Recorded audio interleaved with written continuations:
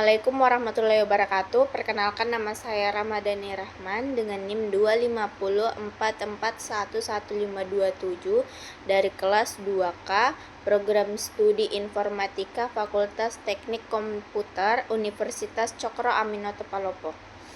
Di sini saya akan mempresentasikan hasil makalah saya yang berjudul Model Data dalam Sistem Basis Data dengan dosen pengampu Bapak Alim Surya Saruman Eskom MPD. Baiklah, di sini saya akan membahas 8 topik. Yang pertama, konsep dasar model data. Yang kedua, klasifikasi model data. Yang ketiga, model data hierarki. Yang keempat, model data jaringan. Dan yang kelima, model data relasional. Yang keenam, model data berorientasi objek. Yang ketujuh, model data relasional objek dan model data NoSQL. Konsep dasar model data. Model data merupakan fondasi utama dalam perancangan sistem basis data. Secara umum, model data didefinisikan sebagai sekumpulan konsep dan notasi yang digunakan untuk mendeskripsikan struktur suatu basis data, mencakup tipe data yang digunakan, hubungan antar data, serta batasan-batasan integritas yang harus dipenuhi. Model data terdiri dari 3 komponen. Yang pertama, struktur data yang menentukan cara data direpresentasikan. Yang kedua, operasi yang dapat dilakukan terhadap data seperti pencarian, penyisipan, pembaruan, dan penghapusan. Dan yang ketiga, komponen ini bersama-sama membentuk kerangka kerja yang memungkinkan sistem basis data beroperasi dengan efisien dan dapat diandalkan. Kemudian, klasifikasi model data. Secara umum, model data dapat diklasifikasikan menjadi 3 kategori besar berdasarkan tingkat abstraksinya. Yang pertama, model data tingkat tinggi atau high level atau conceptual data models yang memberikan representasi data sesuai dengan persepsi pengguna akhir. Contohnya adalah model entity relationship atau bisa dibilang ERD. Yang kedua adalah model data tingkat implementasi atau representasional atau logical data models yang merepresentasikan data sesuai dengan cara data dikelola oleh DBMS, termasuk model relasional, hierarki, dan jaringan. Ketiga adalah model data tingkat fisik atau physical data models yang menggambarkan cara data sesungguhnya disimpan dalam media penyimpanan. Kemudian, model data hierarki. Model data hierarki adalah model basis data tertua yang dikembangkan pada pertengahan tahun 1960-an. Model ini muncul sebagai respons atas kebutuhan sistem pemrosesan data berskala besar, terutama dalam konteks pengelolaan data bisnis dan pertahanan. Sistem manajemen basis data hierarki yang paling terkenal adalah IMS atau Information Management System yang dikembangkan oleh IBM pada tahun 1966 untuk mendukung program Apollo NASA. Kemudian adapun karakteristik utama model hierarki yaitu meliputi struktur pohon yang kaku dan tidak fleksibel, hubungan data yang bersifat satu ke banyak atau one to many dari atas ke bawah, serta navigasi data yang harus mengikuti jalur hierarki yang telah ditentukan. Akses data dilakukan dengan cara traversal pohon, yaitu penelusuran dari root menuju simpul target melalui jalur yang sudah terdefinisi. Model ini sangat cocok diterapkan pada kasus data yang secara alami memiliki struktur hierarkis serta struktur organisasi perusahaan, sistem file pada sistem operasi, dan katalog produk yang berjenjang. Kemudian, Model hierarki memiliki beberapa kelebihan yang membuatnya masih relevan dalam konteks tertentu. Strukturnya yang sederhana memudahkan pemahaman bagi pengguna awam. Akses data berlangsung sangat cepat jika penelusuran mengikuti jalur hierarki yang sudah ada. Namun, model ini juga memiliki kelebihan yang signifikan. Model hierarki tidak mampu mempresentasikan hubungan banyak ke banyak atau many to many secara langsung, sehingga memaksa adanya duplikasi data yang mengakibatkan redundansi tinggi. Struktur yang kaku menyebabkan perubahan skema menjadi sangat sulit dan mahal. Kemudian model data jaringan. Konsep dasar model jaringan adalah bahwa satu rekor dapat memiliki lebih dari satu, sehingga strukturnya tidak lagi berbentuk pohon, melainkan menyerupai jaringan atau graph. Hubungan antar rekor dinyatakan melalui konsep set, di mana setiap set terdiri atas satu rekor pemilik dan satu atau lebih rekor anggota. Satu rekor anggota dapat berpartisipasi dalam beberapa set sekaligus. Inilah yang membedakan dari model hierarki dan model jaringan.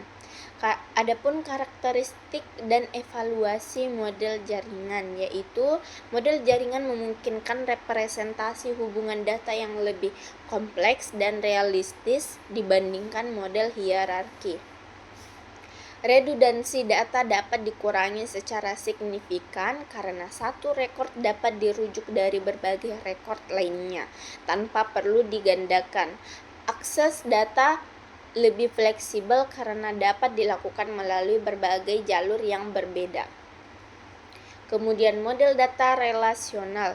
Relasi merupakan representasi data dalam bentuk tabel dua dimensi yang terdiri atas baris dan kolom.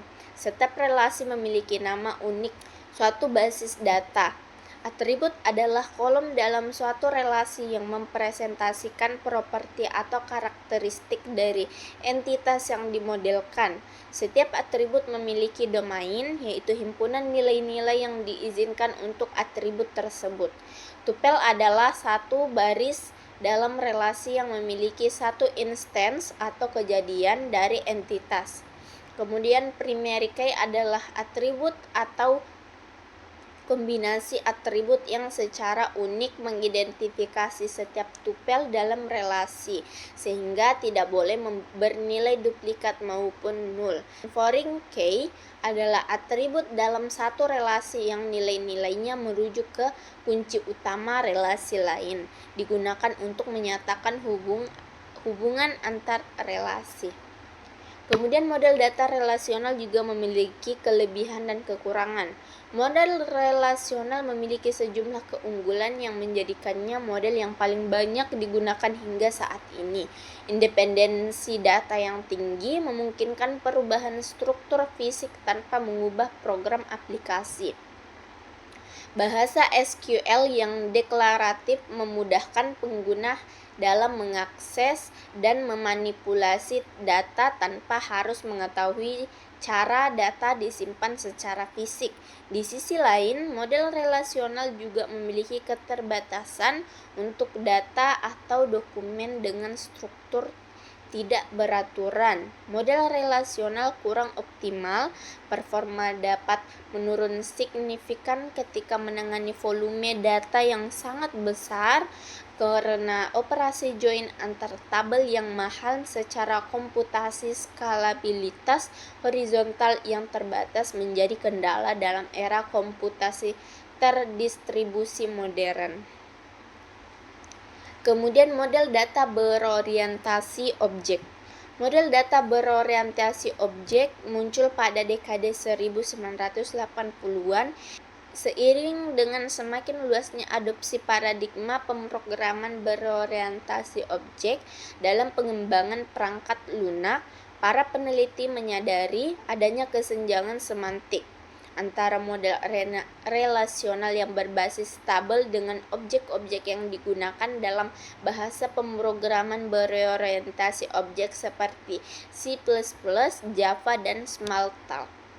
Kemudian model data berorientasi objek juga memiliki konsep-konsep, yaitu objek adalah unit data dasar yang memiliki identitas unik, keadaan yang direpresentasikan oleh atribut dan perilaku yang direpresentasikan oleh metode. Kelas adalah cetak biru atau template yang mendefinisikan struktur dan perilaku dari sekumpulan objek yang memiliki karakteristik serupa. Enkapsulasi berarti bahwa data dan metode yang mengoperasikannya disatukan dalam satu unit objek, sehingga detail implementasi tersebut dari pengguna luar. Kemudian model data berorientasi objek juga memiliki kelebihan, yaitu kelebihan model berorientasi objek mencakup kemampuannya mempresentasikan data kompleks yang sulit atau tidak mungkin dimodelkan dengan model relasional, integrasi yang mulus dengan bahasa pemrograman berorientasi objek sehingga mengurangi impedance mismatch, dukungan tipe data yang kaya dan dapat diperluas, serta kemampuan memodelkan perilaku data secara langsung melalui metode. Model ini juga memiliki kekurangan yang cukup berarti. Tidak adanya standar query yang universal dan diterima luas seperti SQL menjadi hambatan signifikan. Kurva pembelajaran yang curam dan kompleksitas konseptual yang tinggi menyulitkan adopsi secara luas. Basis pengguna dan ekosistem tools yang jauh lebih kecil dibandingkan model relasional membuat model ini kurang kompetitif di pasar komersial umum. Kemudian model data relasional objek. Model relasional objek merupakan pendekatan hybrid yang berupaya menggabungkan kekuatan model relasional dengan kemampuan representasi objek. Model ini muncul pada pertengahan 1990-an sebagai kompromi pragmatis antara dua paradigma yang berbeda.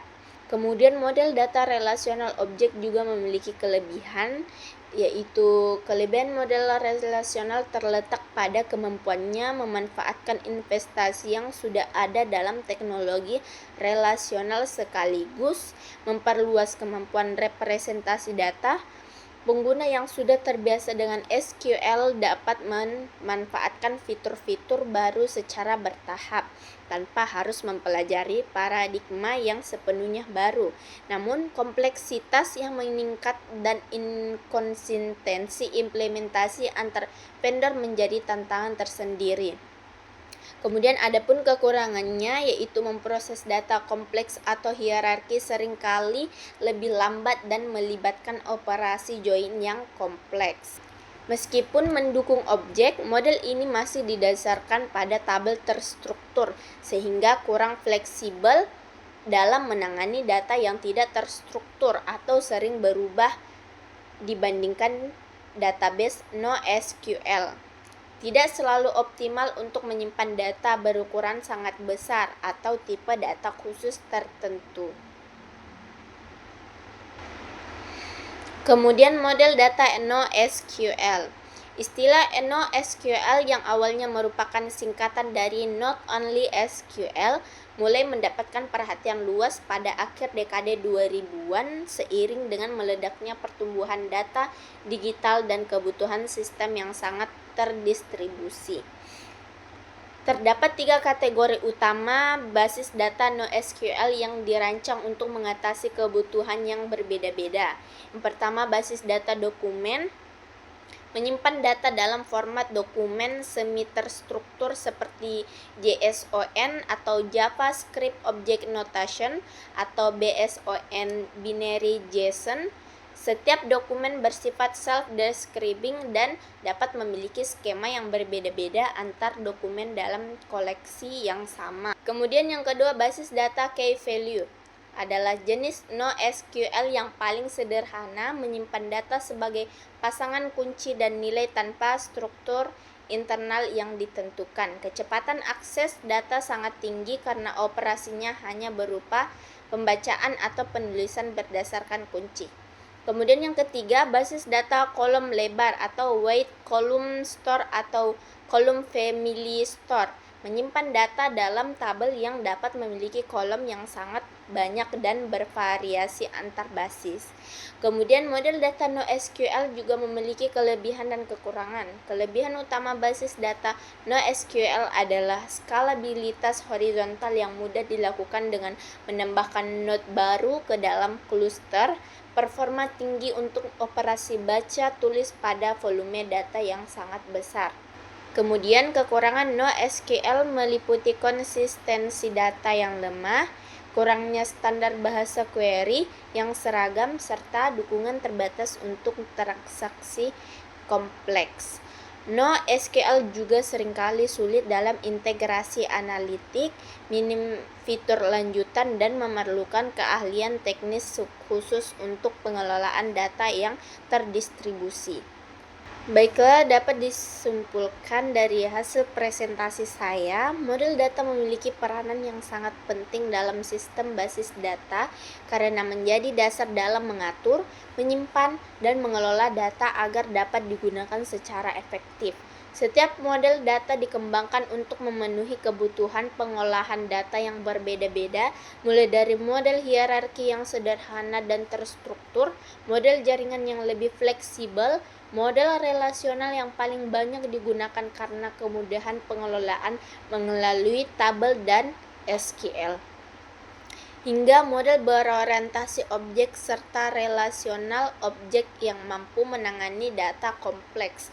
Selain itu, perkembangan teknologi juga melahirkan model NoSQL yang dirancang untuk menghadapi kebutuhan big data dan sistem terdistribusi modern dengan skalabilitas tinggi. Dari berbagai jenis model data tersebut, dapat dipahami bahwa tidak ada satu model yang sepenuhnya sempurna untuk semua kondisi. Setiap model memiliki kelebihan dan kekurangan masing-masing, tergantung pada kebutuhan sistem, struktur data, kompleksibilitas hubungan data, serta skala penggunaannya. Oleh karena itu, pemilihan model data yang tepat sangat menentukan efisiensi, performa, dan keberhasilan suatu sistem basis data. Dengan memahami konsep, karakteristik, serta penerapan tiap model data, pengembang sistem data merancang basis data yang lebih optimal, terstruktur, dan mampu mendukung kebutuhan informasi di era teknologi modern. Sekian dari saya. Assalamualaikum warahmatullahi wabarakatuh. Labanam al ready. Kicau, kicau, kicau mania.